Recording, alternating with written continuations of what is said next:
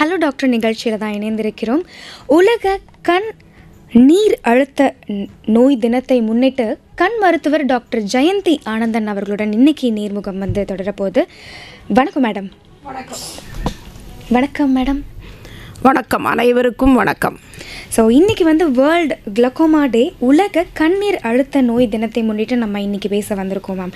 So என்னோடய முதல் கேள்வி நான் கேட்குறதுக்கு முன்னாடி இன்றைக்கி நேயர்களே நம்ம இந்த உலக கண்ணீர் அழுத்தத்தில் நோயினால் அவதிப்படுறது அந்த விஷயங்களை பற்றி நம்ம இன்றைக்கி பேச போகிறோம். அதில் உங்களுக்கு ஏதாவது கேள்வி கேட்கணும், டவுட்ஸ் இருக்குது அப்படின்னா ஃபோன் எடுங்க, கால் பண்ணுங்கள். 29860038 மற்றும் 2952055554. வெளியூர் நபர்களாக இருக்கும் பட்சத்தில் 044 போட மறந்துடாதீங்க. மேம் என்னோட ஃபஸ்ட்டு கேள்வி என்ன அப்படின்னா, இந்த குளோக்கோமானா என்ன? அது என்னோட முதல் கேள்வி. அண்ட் நம்ம இந்த தினத்தை அனுசரிக்கிறதுக்கும் விழிப்புணர்வு கொடுக்கறதுக்கான காரணம் என்ன மேம்? நம்ம உடலில் இருக்கிற 5 உறுப்புகளில் நம்ம கண்கள் எவ்வளோ ஒரு முக்கியன்றது எல்லாருக்குமே தெரியும். கண்டிப்பாக. கண் பார்வை இல்லைன்னா நம்ம வாழ்க்கையே இருண்டு போன மாதிரி ஆகிடும். அதனால் கண் பார்வை என்பது எல்லாருக்குமே ஒரு அத்தியாவசியமான ஒரு உணர்வு. நம்ம முகத்தில் கண்கள் 2 சின்ன பந்துகள் போல் நம்ம முகத்தில் அமைந்திருக்கு. அந்த பந்துகள் போல் இருக்கிற அந்த உறுப்பு, அந்த வடிவத்தை அது மெயின்டைன் பண்ணணுன்னாக்கா கண்களில் 2 திரவங்கள் இருக்குது. ஒன்று அக்வஸ் ஹியூமர்னு பேர், இன்னொன்று விட்ரியஸ் ஹியூமர்னு பேர். இந்த 2 திரவங்கள் தான் அந்த கண்களை பந்து போல் அந்த ஒரு வடிவத்தை மெயின்டைன் பண்ணிக்கிட்டு இருக்கு. Okay ma'am. இதில் இந்த அக்வஸ் ஹியூமர்ன்ற ஒரு திரவம் முன்பகுதியில் இருக்குது, விட்ரியஸ் ஹியூமர்ன்ற ஒரு திரவம் பின்பகுதியில் இருக்குது. இந்த அக்வஸ் ஹியூமர் தான் நம்ம கண்களில் சுரக்குது. தினமே அப்படியே நம்ம கண்ணீரோட எப்படி நம்ம சுரக்கிறோமோ அந்த மாதிரி இந்த அக்வஸ் ஹியூமர் 24 மணி நேரமும் நம்ம கண்களில் சுரந்துக்கிட்டு இருக்கோம். அந்த சுரக்கிற நீர் என்னாகும், அதுக்குள்ளே ஒரு வலை மாதிரி ஒரு உறுப்பு இருக்குது. அந்த வலை வழிக்காக அது வெளியில் போய் ரத்தத்தோடு கலந்து போயிடுது. ஸோ இந்த திரவம் அதிகமாக செக்ரீட் ஆனாலும், அதாவது அதோட சுரப்பிகள்லேருந்து அதிகமாக வந்தாலும் சரி, இல்லை அது வெளியில் போகிற பாதையில் ஏதாவது அடப்பு இருந்தாலும் சரி, கண்களில் ப்ரெஷர், நம்ம உடம்புக்கு எப்படி நம்ம பாடி ப்ரெஷர் பிபின்னு நம்ம சொல்கிறோமோ அந்த மாதிரி கண்களுக்கு ஒரு ப்ரெஷர் இருக்குது. அந்த ப்ரெஷர் அதிகமாகிடும். நார்மலாக அந்த ப்ரெஷர் 17.3 மில்லிமீட்டர்ஸ் ஆஃப் மெர்க்குரியில் மெயின்டைன் பண்ணணும். அதாவது 14லேருந்து 20க்குள்ளே எவ்வளவு இருந்தாலும் அது நார்மல்னு நாங்கள் எடுத்துப்போம். ஆனால் இந்த 20 தாண்டி போகும்போது கண்களில் நீர் அழுத்த நோய் இருக்குது அப்படின்றத நாங்கள் கண்டுபிடிச்சி உங்களுக்கு சொல்லுவோம். இந்த கண்களில் நீர் அழுத்த நோய் வந்தால் என்ன ஆகும் அப்படின்னாக்கா, முதல் கட்டத்தில் நம்மளுக்கு ரொம்ப ஒன்றும் தெரியாது. எல்லோரும் கண் பார்வை நல்லா இருக்கிற மாதிரி இருக்கும். எல்லோரும் போயிட்டு கண்ணாடியை பார்த்துக்கிறதோ இல்லை டாக்டர்கிட்ட போய் செக் பண்ணிக்கிறதோ அது பண்ணிக்கிட்டு இருப்பாங்க. ஆரம்ப கட்டத்தில் ஒரு 40 வயசுக்கு மேலே நம்ம வெளியில் போகும்பொழுது கண்களில் நம்ம வெளியில், அதாவது நம்ம எதிரில் வண்டி வரதெல்லாம் நம்ம பார்க்கும்போது அதை சுற்றி ஒரு ஹேலோ, ஒரு ஒளிக்கதிர் மாதிரி நம்மளுக்கு தெரியும்.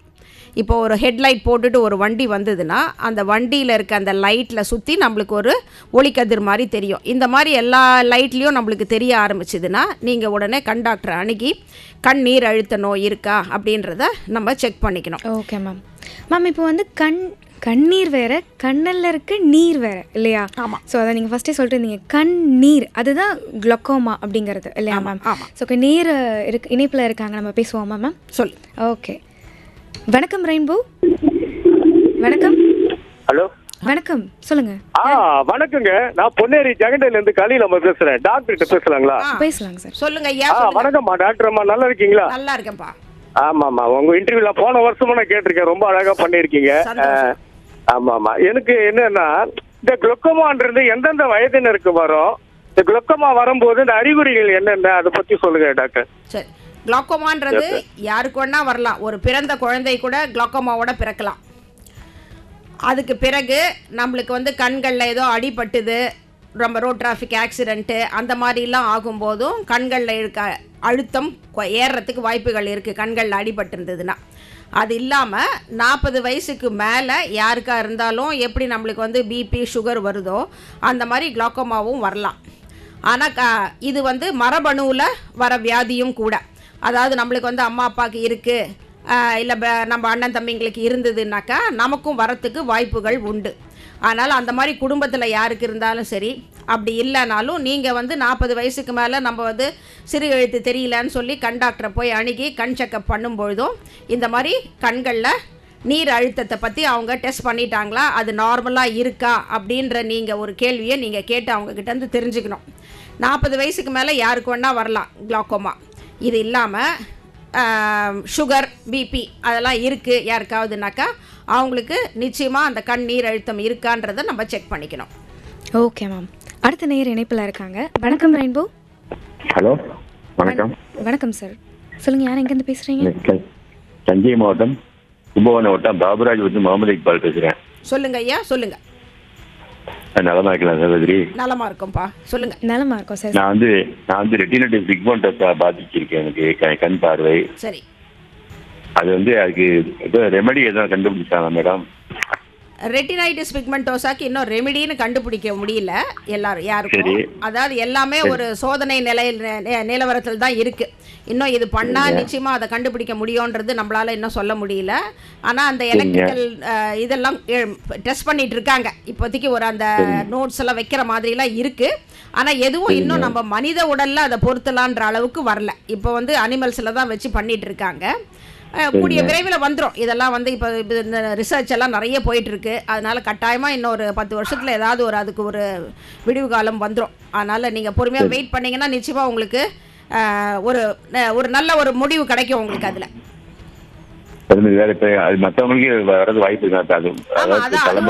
சொன்ன மாதிரி மரபணுவில் போகிற வியாதி தான் அது. ஸோ உங்கள் பிள்ளைங்க ஏதாவது இருந்தாங்கன்னா அவங்களுக்கெல்லாமும் நீங்கள் கொஞ்சம் சீக்கிரமாகவே போய் செக் பண்ணிவிடுங்க. சின்ன வயசுலேயே போய் அது இருக்கான்றது பக்கத்தில் இருக்க கண் டாக்டரை காமிச்சு அதை கொஞ்சம் பார்த்துக்கணும் நீங்கள். Okay, thank you sir. அடுத்த நேயர். வணக்கம் ரெயின்போ. வணக்கம் மேடம். வணக்கம், யார் எங்கேருந்து பேசுகிறீங்க? நான் வீரராகவன் மாதவரத்துலேருந்து பேசுகிறேன் மேடம். சொல்லுங்க ஐயா. இப்போ நான் ஏற்கனவே 2 கண்ணுக்கும் கான்டாக்ட்ல லென்ஸ் போட்டு வச்சிருக்கேன். சரி. அதில் வந்து அது நழுவி வந்தால் என்ன விளைவு ஏற்படும்? இல்லை நழுவுன்னா அதுக்கு என்ன பண்ணலாம்? அதை டாக்டர் கிட்ட சொல்றீங்களா? கண்ணுக்குள்ள இருக்கிற ஆபரேஷன் ஆபரேஷன் பண்ணி தானே லென்ஸ் வச்சிருக்கீங்க? ஆமாம் மேடம். ஆமாம், நழுவுறதுக்கு ஒன்றும் வாய்ப்பே கிடையாது. அதனால நீங்க அதை பத்தி ஒன்றும் கவலையே பட வேண்டாம். ஓகே. அப்படி நழுவுனா அதுக்குடைய விளைவுகள் என்ன எப்படி தெரியும்? நழுவாது. நீங்க அதை பத்தி ஏன் நீங்க கவலைப்படுறீங்க? ஓகே, நன்றி. நன்றி சார், நன்றி. அடுத்த நேயர். வணக்கம் ரெயின்போ. வணக்கம். வணக்கம், யார் எங்கேருந்து பேசுகிறீங்க? ராஜலட்சுமி வெஸ்ட் மாம்பலம். ராஜலட்சுமி மேம், சொல்லுங்க. சொல்லுங்கம்மா. வணக்கம் டாக்டர். வணக்கம். எனக்கு 72 வயசு கூட ஆகுது. கேட்ராக்ட் இருக்குதுன்னு, ஆனா கண்ணு நல்லாவே தெரியுது. ஆப்ரேஷன் கண்ணாடி போட்டுட்டு இருக்கிறேன். ஆப்ரேஷன் பண்ணணும்னா அந்த பயத்துல இருக்கிறேன். இந்த குளுக்கோமா வந்து என்னோட கணவருக்கு இருந்துச்சு. அவங்க ஆப்ரேஷன் எல்லாம் பண்ணி 2 கண்ணுமே எனக்கு அந்த தங்க தான் பண்ணிக்கிட்டாங்க. இந்த ஒருத்தருக்கு அவங்களுக்கு இருந்தது எனக்கு வர்றதுக்கு வாய்ப்பு இருக்குதா? அவங்களுக்கு இருந்தா உங்களுக்கு வரத்துக்கு வாய்ப்புகள் கிடையாதுமா. அதனால நீங்க அதை பத்தி கவலைப்பட வேண்டாம். ஆனா நீங்க வந்து வயசு ஒண்ணு இருக்கு, அப்புறம் கண்ணில் கேட்ராக்ட் இருக்குன்னு சொல்றீங்க. அதனால வருடத்துக்கு ஒரு முறை உங்களோட கண் டாக்டர் அணுகி அவங்க கிட்ட பரிசோதனை பண்ணிக்கோங்க. சரிப்பா. அந்த மாதிரி எதுவும் வரலையா இல்லையான்றதை அவங்க கிட்ட கேட்டு நீங்க தெரிஞ்சுக்கலாம். ரைட், நல்லது, சந்தோஷம், நன்றி. Thank you ma'am, thank you. அடுத்த நேயர். வணக்கம் ரெயின்போ. கட் ஆயிட்டு. ஓகே. ஸோ இதே மாதிரி கேள்விகள் உங்களுக்கு ஏதாவது சந்தேகங்கள் இருக்குது அப்படின்னு சொல்லி இருந்துச்சுன்னா நீங்கள் ஃபோன் எடுங்க, டயல் பண்ணுங்கள். 29860038 மற்றும் 2952205554. வெளியூர் நபர்களாக இருக்கும் பட்சத்தில் 044 போட மறந்துடாதீங்க. இனிப்பில் இருக்கீங்க. வணக்கம் ரெயின்போ. வணக்கம் சகோதரி, மருத்துவரிடம் பேசணும். வணக்கம் ஐயா, சொல்லுங்க. வணக்கம்மா. இந்த குளுக்கோமா வந்துடுச்சுனாக்கா இது சிகிச்சை முறை வந்து எப்படி அறுவை சிகிச்சை போறதுங்களா இல்லை மருந்து மாத்திரையில குணமாக்கிடலாமா? இந்த நோய் வந்து இந்த பிரச்சனை வந்துட்ட பிறகு பார்வை இழப்புன்றது எவ்வளவு அளவுக்கு எவ்வளவு காலத்துக்குள்ள வந்து பார்வை இழப்பு போயிடும்? அதை நம்ம ட்ரீட்மெண்ட் பண்ணிட்ட பிறகு மறுபடியும் செகண்ட் டைம் வர்றதுக்கான வாய்ப்பு இருக்கா? இதெல்லாம் கொஞ்சம் விரிவா விளக்கமா கொஞ்சம் சொல்லுங்கம்மா. நான் வானொலியில் கேட்டுக்கிறேன். அதாவது குளோக்கோமான்றது வந்து வைத்திய முறைகள் நிறைய இருக்குது. ஆரம்ப கட்டத்தில் நம்ம வந்து கண்களுக்கு வந்து ட்ராப்ஸ் யூஸ் பண்ணிக்கலாம், சொட்டு மருந்து அந்த ப்ரெஷரை குறைக்கிறதுக்கு ட்ராப்ஸ் யூஸ் பண்ணோம்னா, இப்போ நம்ம எப்படி சுகருக்கு நம்ம மருந்து சாப்பிட்றோமோ அந்த மாதிரி ஒரு வேளையோ 2 வேளையோ அந்த மாதிரி நாங்கள் ட்ராப்ஸ் தருவோம். அதை வந்து தொடர்ந்து போட்டுக்கிட்டு இருந்தாலும் நீங்கள் கண் டாக்டரை அணுகி ஒரு 3 மாதத்துக்கு ஒரு தடவை 6 மாதத்துக்கு ஒரு தடவை நீங்கள் வந்து கண் அந்த அழுத்தம் சரியாக இருக்கான்றதை நீங்கள் செக் பண்ணிக்கணும். அது ஒன்று, நம்பர் 1. ரெண்டாவது வந்து இப்படியே நம்ம டெஸ்ட் பண்ணிகிட்டு இருக்கும்போதே வந்து இந்த கண்ணீர் அழுத்த நோய் வந்து கண்களில் ஆப்டிக் நர்வ்ஸ், அதாவது மெயின் நரம்பு இருக்குது இல்லைங்களா, அதை தான் பாதிக்கும். ஏன்னா கண்ணீர் அழுத்தம் அதிகமாக ஆப்டிக் நர்வ்ஸ் மேலே அது ஒரு ப்ரெஷர் கொடுக்கும். அதனால் ஆப்டிக் நர்வ்ஸ் வந்து வீக் ஆகிறதுக்கு வாய்ப்புகள் இருக்குது. அந்த ஆப்டிக் நர்வ்ஸ் வீக் ஆகுதுன்றதை நம்ம எப்படி கண்டுபிடிக்கிறதுனாக்கா, அதுக்கு ஒரு சில ஸ்கேன் முறைகள் இருக்குது.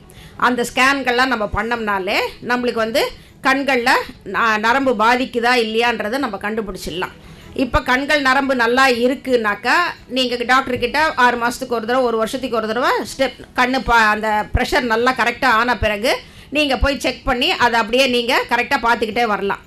இல்லை அந்த ஸ்கேன் மூலமாக அந்த கண்களில் இருக்க நரம்பு ரொம்ப உங்களுக்கு பாதிச்சிருக்கு, பார்வை வந்து இழக்கிறதுக்கு வாய்ப்பு உண்டு அப்படின்னு சொல்லி டாக்டர் எதுவும் உங்களுக்கு சொல்லியிருந்தாங்கனாக்கா நீங்கள் அதுக்கு வந்து லேசர் சிகிச்சை இருக்குது. அதாவது அந்த நீர் போகிறதுக்கு வெளியில் போகிறதுக்கு வழி இல்லாததுனால தான் கண்களில் ப்ரெஷர் ஏறுறதுனால நம்ம லேசர் சிகிச்சை பண்ணி அந்த நீர் வடியறதுக்கு நாங்கள் பாதை உருவாக்கி கொடுத்துருவோம். அப்படி பண்ணாலே உங்களுக்கு அந்த நீரெல்லாம் வெளியில் வடிஞ்சு அந்த ப்ரெஷர் குறைய ஆரம்பிக்கிறோம்.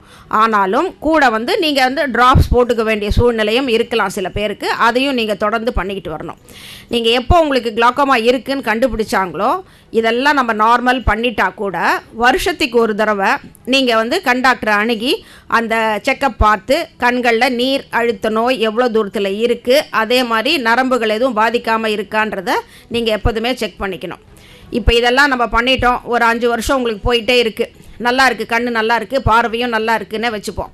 அப்போ வந்து திருப்பியும் வந்து இதெல்லாம் நம்ம டெஸ்ட் பண்ணி பார்க்கும்பொழுது இன்னும் மேலும் அந்த நோய் வந்து இன்னும் அதிகமாக இருக்குது அப்படின்ற ஒரு அறிகுறி வந்ததுன்னா அந்த காலகட்டத்தில் நம்ம கண்களுக்கு ஆப்ரேஷன் பண்ணி அதை பர்மனண்ட்டாக அந்த நீர் வெளியேறத்துக்கு வழியும் நம்ம வகுத்து கொடுக்கலாம். இப்படி பல சிகிச்சை முறைகள் இருக்குது. ஆனால் இந்த நீர் அழுத்த நோய் கிளாக்கோமா மாத்திரம் நம்ம ஆரம்ப கட்டத்திலேயே நம்ம பார்த்துட்டோம்னா தான் அதுக்கு தீர்வு காண்றதுக்கு டாக்டருக்கும் எளிதாக இருக்கும், பேஷண்ட்டும் கண்கள் பார்வை இழக்காமல் இருக்கிற ஒரு நல்ல ஒரு தருணத்தில் இருப்பாங்க. இதை வந்து யாரும் நெக்லெக்ட் பண்ணக்கூடாது. எப்படி நம்ம சுகர் அதிகமாக ஆகி நம்ம விட்டுட்டோம்னா அது வந்து கண்களில் கிட்னி ஹார்ட் எல்லாம் பாதிக்கிற மாதிரி இது வந்து கண்கள் நரம்பை பாதித்து உங்களுக்கு பார்வையை மொத்தமாக இழக்கிறதுக்கும் வாய்ப்புகள் உண்டு. அதனால் நீங்கள் எப்போதுமே கண் டாக்டரை அணுகி அவங்களோட ஆலோசனை என்ன சொல்கிறாங்களோ அதை நீங்கள் கரெக்டாக கடைப்பிடிச்சிங்கன்னா உங்களுக்கு பார்வை இழக்கிறதுக்கு வாய்ப்பே கிடையாது. ஆனால் கிளாக்கோமா மாத்திரம் எப்போதுமே சைலண்ட் கில்லர்னு நாங்கள் சொல்லுவோம். அதாவது பேஷண்ட்டுக்கு சம்டைம்ஸ் ஒன்றுமே தெரியாது, நம்ம கண்களில் ஏதாவது வலி இருந்தாலோ இல்லை சிகப்பு இருந்தாலோ இல்லை தண்ணி ஒடிஞ்சுது ஏதாவது ப்ராப்ளம் இருந்தால் தான் சில பேர் டாக்டர்கிட்ட போகணுன்னு நினச்சிப்பாங்க.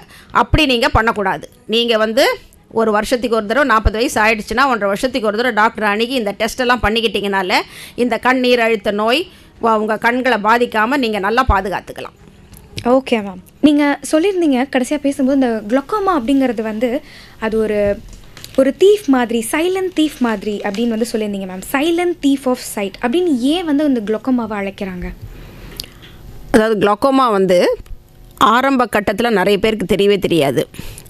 ஆனால் அவங்க கண்ணு தெரியலன்னு எங்ககிட்ட வந்த பிறகு தான் அந்த கண்களில் இருக்க நரம்பு வேலையே செய்யலை, ப்ரெஷர் கண்கள் அதிகமாக இருந்தது, உங்களுக்கு நிச்சயமாக ஒரு 2-3 வருஷம் ப்ரெஷர் இருந்திருக்கும், அதனால் உங்கள் கண்ணு நரம்பு வேலை செய்கிற தன்மையை இழந்துடுச்சு அப்படின்னு நாங்கள் சொல்லும்போது எங்கள் முன்னாடி உட்காந்து வருத்தப்பட்டு அழுதவங்கள்லாம் நிறைய பேர் இருக்காங்க.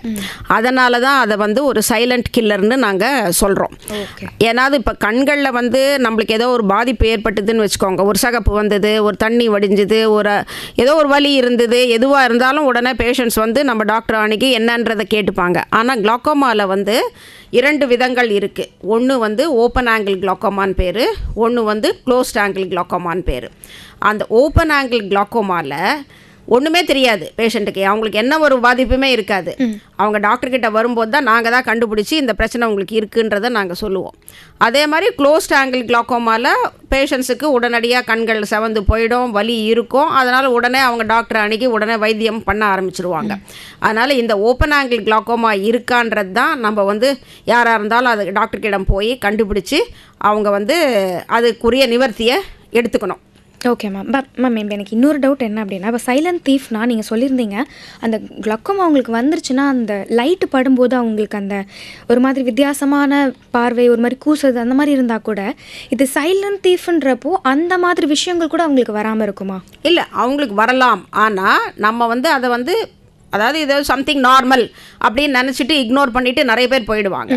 சில பேர் வந்து அதுக்கு முக்கியத்துவம் கொடுத்து டாக்டர்கிட்ட அணுகி அவங்க என்ன எதனால் எங்களுக்கு அந்த மாதிரி தெரியுதுன்றதை கேட்பாங்க. ஆனால் மெஜாரிட்டி வந்து அதை வந்து நம்மளுக்கு ஒன்றும் இல்லை, ஏதோ ஒரு ஜஸ்ட் ஏதோ நம்ம என்னென்ன அதை பார்த்தோம் அப்படின்னு சொல்லி நினச்சி அதை வந்து இக்னோர் பண்ணிவிட்டு போயிடுவாங்க.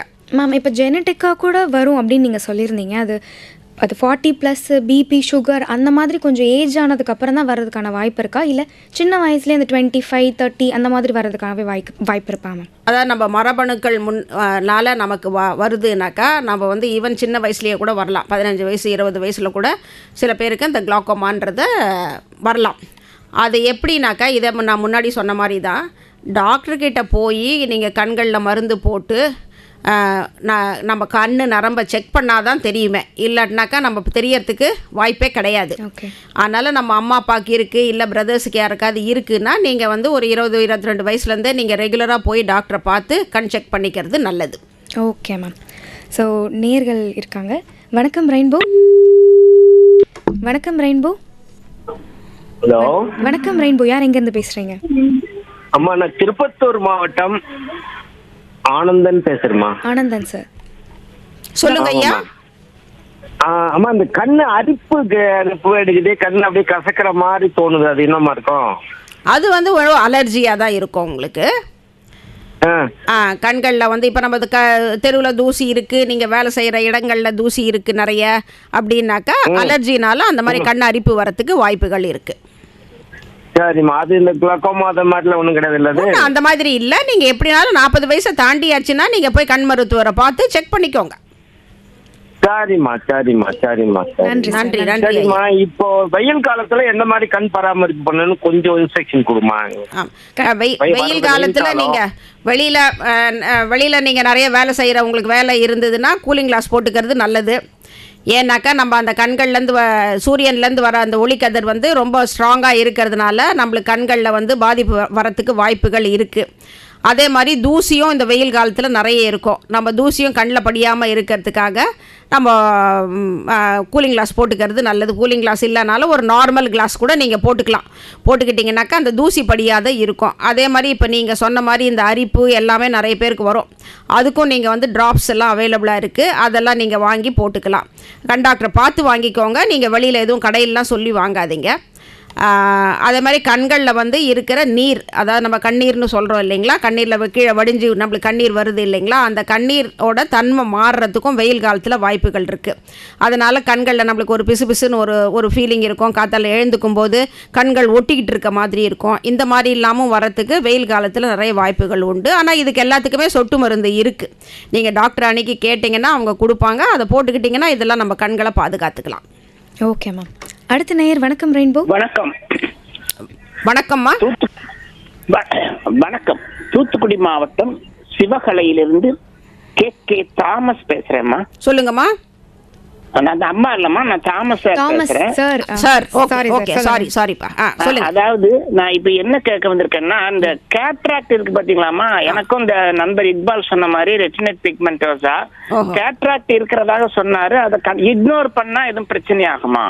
ஆமா, கேட்ராக்ட் இருந்தா தயவு செஞ்சு அந்த கேட்ராக்டை எடுத்துருங்க. ஒன்னும் ப்ராப்ளம்லாம் இல்ல, பெயின் இல்ல. இப்ப already I have lost the vision, I have no vision. That is why I am asking. Correct. Because இப்போ நீங்க கேட்ராக்ட் இருந்ததுன்னா அந்த கேட்ராக்ட் ரொம்ப முத்தி போனாலும் அது வெடிக்கிறதுக்குரிய வாய்ப்பும் இருக்கு. நீங்க பார்வை தெரியலன்றதுனால நீங்க அப்படியே டாக்டர் கிட்டயே போகாம இருந்துட்டீங்கன்னாக்கா கண்கள் அந்த கேட்ராக்ட் முத்தி போய் அது வெடிக்கிறதுக்கு வாய்ப்பு இருக்குது. ரெண்டாவது இந்த மாதிரி கிளாக்கோமா கண்களில் நீர் அழுத்த நோய் வரத்துக்கும் வாய்ப்புகள் இருக்குது. ஏன்னா நீங்கள் ஆல்ரெடி உங்களுக்கு விஷன் இல்லாததுனால இந்த 2 கண்டிஷனும் உங்களால் வந்து அசஸ் பண்ண முடியாது. அது டாக்டர் தான் பார்த்து சொல்லணும். அதனால் அப்படியே ஒரு வருஷம் 2 வருஷத்துக்கு ஒரு தடவை டாக்டரை போய் பார்த்து அது என்ன கண்டிஷனில் இருக்குன்றதை பார்த்துட்டு முடிவு பண்ணுங்கள் நீங்கள். நன்றிம்மா, நன்றி. சிறப்பா சொல்றீங்க, மகிழ்ச்சி. நன்றிம்மா. நன்றி சார். அடுத்த நேயர் வணக்கம் ரெயின்போ. Hello madam. சொல்லுங்க ஐயா. சொல்லுங்க.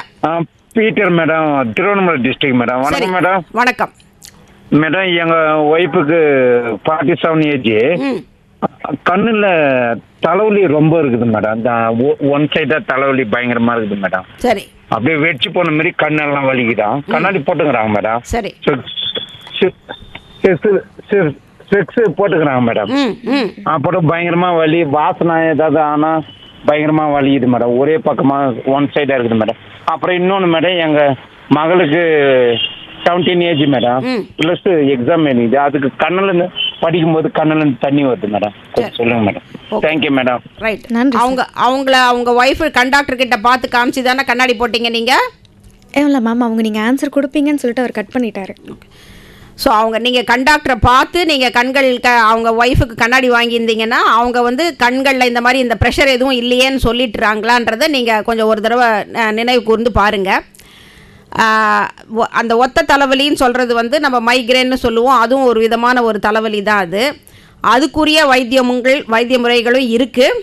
அது வந்து நீங்கள் ஜெனரல் டாக்டரை பார்த்து கூட நீங்கள் கேட்டுக்கலாம். ஏன்னா அது வந்து சில சாப்பாட்டு முறைகளில் சில பேருக்கு அந்த ஒத்த தலைவலி வரத்துக்கு வாய்ப்புகள் இருக்குது. சில பேருக்கு வந்து நிறைய வெயிலில் போயிட்டு வந்தாங்கன்னா ஒத்த தலைவலி வரும். அதனால் இந்த மாதிரி உங்களுக்கு எதாவது ப்ராப்ளம் இருக்கான்றது நீங்கள் ஜெனரல் டாக்டரை பார்த்து ஒரு தடவை கேட்டுக்கோங்க. உங்கள் மகளுக்கு நீங்கள் சொன்னது வந்து இப்போ நம்ம எக்ஸாமுக்கு அவங்க ஸ்ட்ரெயின் பண்ணி படித்ததுனால கண்களில் தண்ணி வரலாம். ஆனாலும் தொடர்ந்து இருந்ததுன்னா நீங்கள் ஒரு தடவை கண் பரிசோதனை பண்ணிக்கிறது நல்லது. Okay ma'am. அடுத்த நேயர் வணக்கம் ரெயின்போ. மேடம், சென்னை நும்பல்லேருந்து ஹேமா மேடம். சொல்லுங்கம்மா. நான் வந்து நவம்பர் 10ஆம் தேதி கேட்ராக்ட் பண்ணேன் மேடம், ரைட் ஐ. சரி.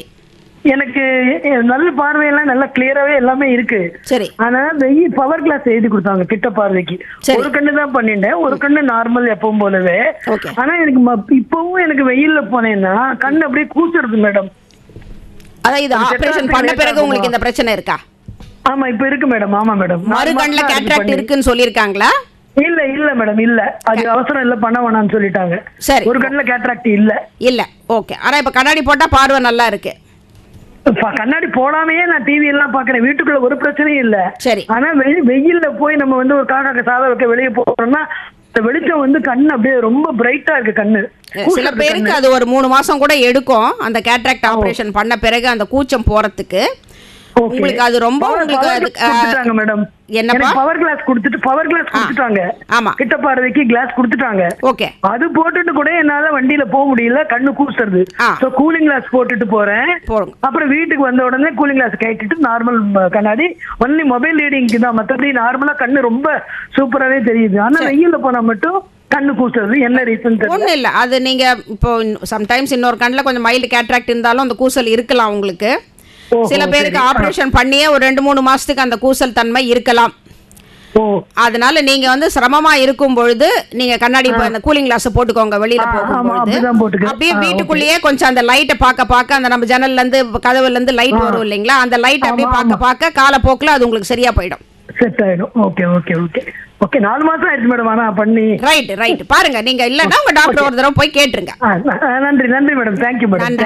தேங்க்யூ. வந்து நம்ம குளோக்கோமா பத்தி பேசிட்டு இருக்கோம் மேம். நீங்க கேட்ராக்ட் சொன்னீங்க. ஸோ இந்த கேட்ராக்டும் குளோக்கோமாவும் வந்தா ஒன்று பின்னாடி ஒன்று வரும் அப்படிங்கிற வாய்ப்பு இருக்கா? ஒன்று பின்னாடி ஒன்று வருன்றதுக்கு வாய்ப்புகள் இருக்குது. ஆனால் அது வந்து காமன் கிடையாது. அதாவது கேட்ராக்ட் வந்து நம்ம வந்து கண்புரைன்னு சொல்கிறோம். அது வந்து நிறைய பேருக்கு இருக்கும். அதாவது 45-50 வயசு தாண்டின பிறகு நிறைய பேருக்கு வரும். அதாவது இப்போ ஒரு 100 பேருக்கு நம்ம டெஸ்ட் பண்ணும்பொழுது ஒரு 40-50 வயசை தாண்டினவங்களுக்கு நிச்சயமாக ஒரு 30-40 பேருக்காவது அந்த கேட்ராக்ட் இருக்கிறதுக்கு வாய்ப்புகள் இருக்குது. ஆனால் அந்த கண் நீர் அழுத்த நோய் குளோக்கோமா வந்து எல்லாருக்கும் இருக்குன்றது கிடையாது. ஆனால் சில காரணங்கள்னால இந்த கேட்ராக்டோடு சேர்ந்து இந்த நீர் அழுத்த நோயும் வரலாம். அதே மாதிரி கூட அவங்களுக்கு வந்து வயது ஆகும் பொழுது இப்போ சுகர் இருக்குது, பிபி இருக்குன்னும் போது இந்த கண்ணீர் அழுத்த நோயும் அதோட சேர்றதுக்கு வாய்ப்புகள் இருக்குது. ஏன்னா இந்த சுகர் ஆகட்டும், பிபி ஆகட்டும், கண்ணீர் அழுத்த நோய் ஆகட்டும், எதுவாக இருந்தாலும் கண்களில் இருக்க இரத்த குழாய்களை பாதிக்க ஆரம்பிக்குது. அதனால் கண்களில் இருக்கிற நரம்புகள் கொஞ்சம் பழுதாகி அதனால் ப்ரெஷர் ஏறுறதுக்கும் வாய்ப்புகளும் இருக்குது. அதனால் ஒன்றுத்தோட ஒன்று கட்டாயம் வருங்கிறது கிடையாது, ஆனால் வரத்துக்கு வாய்ப்புகளும் உண்டு. Okay ma'am. ஸோ இனிப்பில் நேர் இருக்காரு. வணக்கம் ரெயின்போ. ஹலோ, வணக்கம். வணக்கம் மேடம், நான் மின்சார பேசுறேன். வணக்கம். வணக்கம் ஐயா, சொல்லுங்க. மேடம், இந்த கண்ணு வலி வருது, அந்த கண்ணெல்லாம் ரெட் ஆயிருப்பாங்க. உங்களது சரியா கேட்கலங்க, இன்னும் கொஞ்சம் நல்லா சொல்லுங்க சார். உங்களோட சிக்னல் கொஞ்சம் இதாக இருக்கு. கொஞ்சம் இந்த கண்ணு வலி வருதுன்றாங்கல்ல. ஆமா, கண்ணெல்லாம் ரெட் ஆயிரும். கரெக்ட். அது இப்போ இன்னொருத்தர் பார்த்தா கூட அவங்களுக்கு அந்த வியாதி வந்துடும் அப்படிம்பாங்க. ஆமா, அது கரெக்டான முறையா? அதுக்கு தகுந்த அந்த மெடிக்கல் இந்த மாதிரி கொடுக்குறாங்க, அது போடலாமா? கண் நோயின்னு சொல்கிறது வந்து அது வந்து ஒரு காலகட்டத்தில் வரும். அதாவது நம்ம மழை பெஞ்ச உடனே வரும், இல்லை வெயிலில் ரொம்ப அதிகமாக இருக்கும்போது வரும்.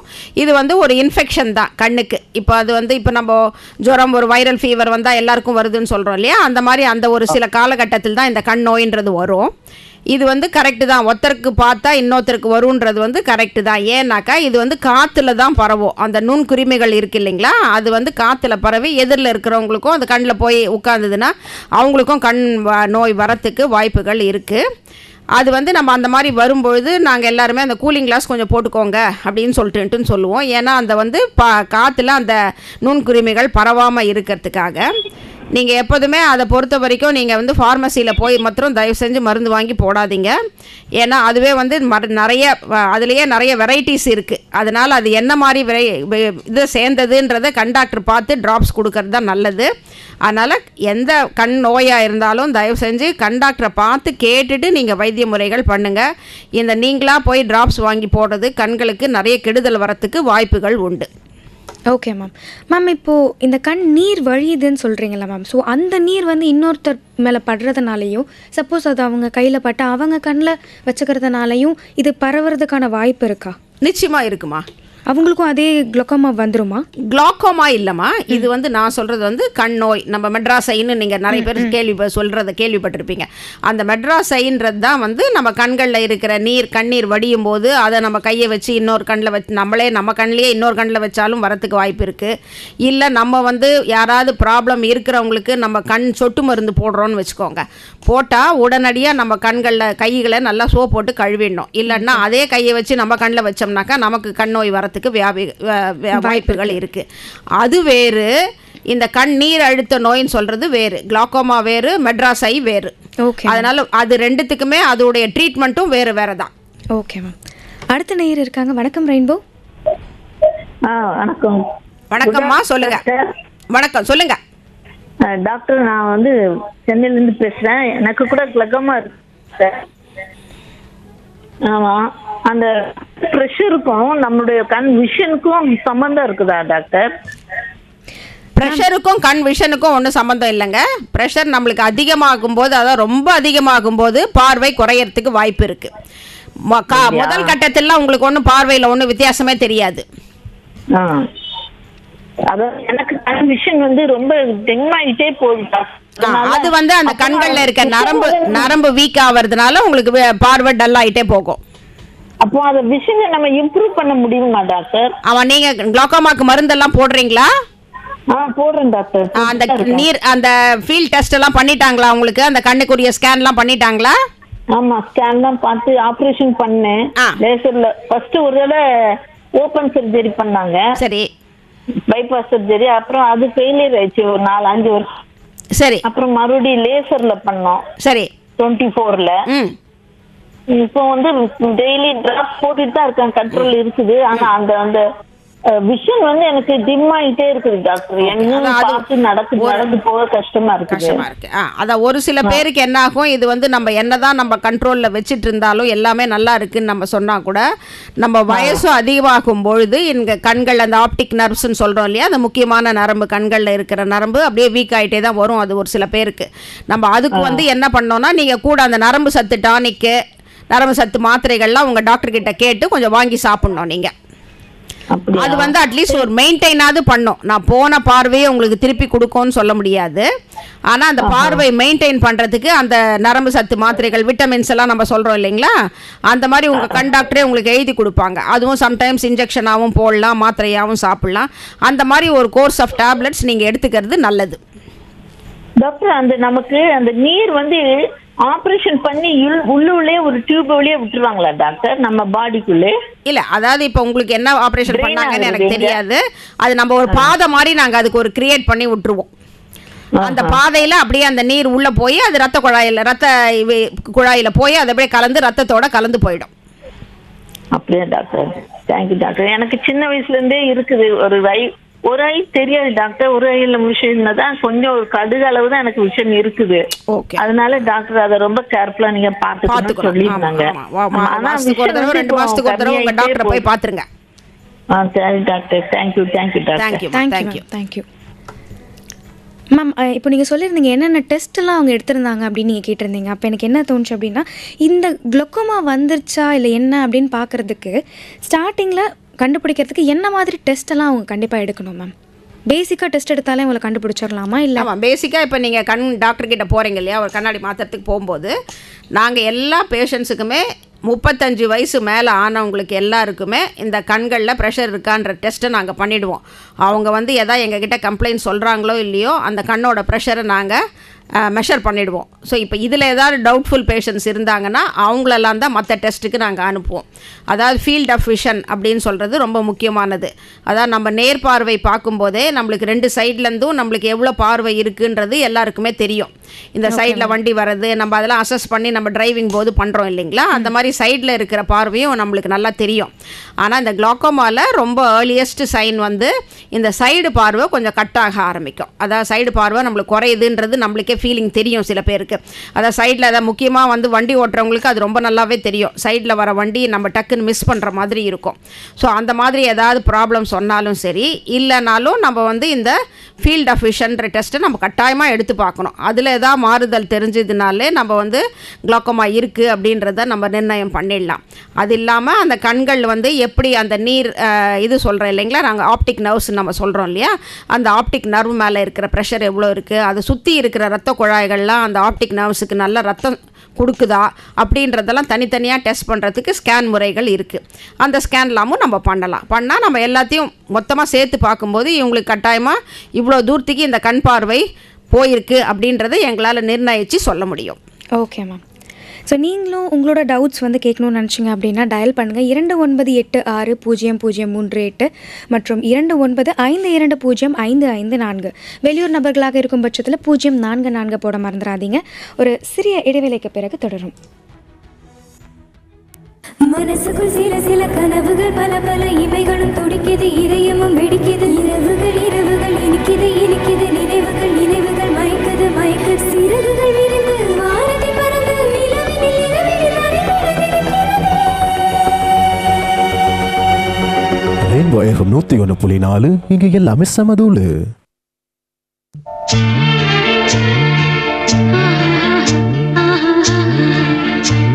அழகான காலை பொழுதுல புத்தம் புது காலை பொன்னிற வேளை மதிய நேரத்திலும் நித்தோ நித்தோ நெல்லுச்சோறு என்னை மணக்கும் கத்திரிக்காய் நேத்து வச்ச மீன் குழம்பு என்னை இழுக்குதையா நெஞ்சுக்குள்ள அந்த நினப்பு வந்து மயக்குதையா. மாலை நேரம் நம்மை வந்து தொட்டபோது பொன்மாலை பொழுது இது ஒரு பொன்மாலை பொழுது. இரவு நேரங்களிலும் என் இனிய பொன் நிலாவே பொன் நிலவில் என் கனாவே. இந்த மாதிரி எல்லா நேரங்களிலும் கேட்கக்கூடிய ஒரே எஃப்எம் நமது ரெயின்போ எஃப்எம் 101.4.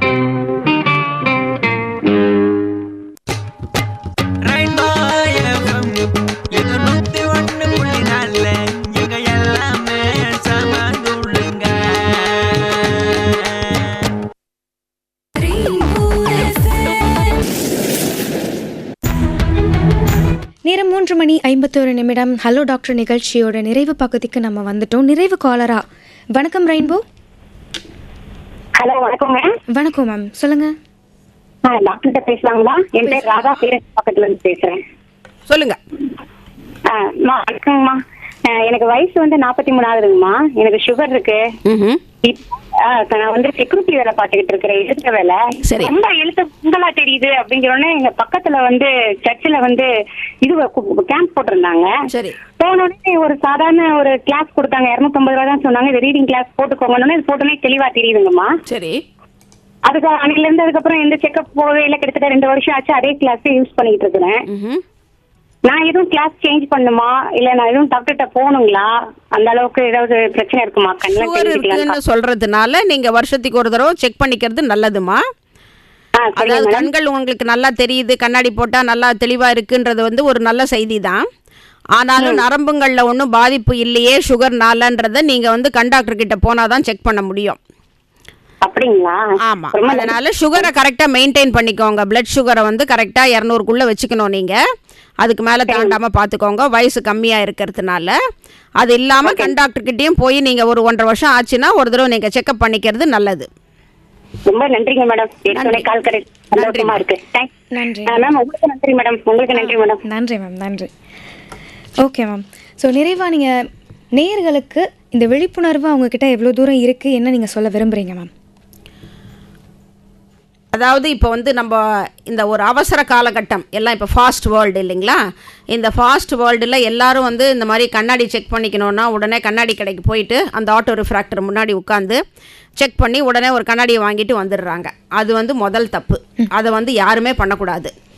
ஏன்னா இப்போ வந்து இந்த கண்களில் நீரழுத்த நோய் இருக்கா, இப்போ இந்த லாஸ்ட் காலர் கேட்ட மாதிரி சுகர் இருக்குது ஆனால் நான் கண் டாக்டர் கிட்ட போகல அப்படின்னு சொல்கிறதெல்லாம் வந்து அந்த ஆட்டோ ரிஃப்ராக்டர் முன்னாடி உட்காந்து அந்த கண்ணாடி வாங்கிறதுனால அந்த கண்களில் வந்து நம்ம நிறைய ப்ராப்ளம்ஸை நம்ம மிஸ் பண்ணிடுறோம். அதனால் நீங்கள் ஒரு அவசரமாக இருந்தாலும் கண்களில் கண்ணாடி வாங்கி போட்டாலும் ஒரு 2 வருஷத்துக்கு ஒரு தடவை கண் டாக்டரை அணுகி நீங்கள் கண்களை நல்லா அந்த டயலைட் பண்ணி ஃபுல்லாக பரிசோதனை பண்ணிக்கிறது நல்லது. அது வந்து என்னோட முதல் அறிவுரை உங்களுக்கு எல்லாருக்குமே. ரெண்டாவது வந்து இப்போ நம்ம சுகர் இருக்குது, பிபி இருக்குதுன்னு நம்ம சொல்லும் பொழுது நம்ம சுகர் பிபி எப்படி நம்ம டாக்டர்கிட்ட போய் கேட்டு நம்ம மருந்து வாங்கி சாப்பிட்றோமோ, இந்த கண் நீர் அழுத்த நோய் உள்ளவர்களும் 3 மாதத்துக்கு ஒரு தடவை கண் டாக்டரை அணுகி நிச்சயமாக அந்த கண் நீர் அழுத்த நோயை செக் பண்ணிக்கணும். 3வது வந்து இந்த மரபணுக்கள் நம்ம வீட்டில் அம்மா அப்பாவுக்கு இருந்திருக்கலாம், இல்லை தாத்தா பாட்டிக்கு அந்த காலத்தில் இருந்தாங்க, அவங்களுக்கு வந்து கண்களில் ப்ரெஷர் ஏதோ ஏறி கண்கள் பார்வை போயிடுச்சு, அவங்க அப்படியே இறந்துட்டாங்க அப்படின்னு சொல்லுவாங்க. அப்படி இருந்ததுன்னா உங்களுக்கும் கட்டாயமாக வரத்துக்கு வாய்ப்புகள் இருக்குது. அதனால் பின்னாடி வர தலைமுறைகளும் அந்த கண்ணீர் அழுத்த நோய்க்குரிய செக்கப் செஞ்சு தான் ஆகணும். அதனால் என்னோட அட்வைஸ் என்னன்னாக்கா, யாராக இருந்தாலுமே அவசரமாக அந்த கண்ணாடிக்கு மாத்திரம் நீங்கள் முக்கியத்துவம் கொடுக்காதீங்க.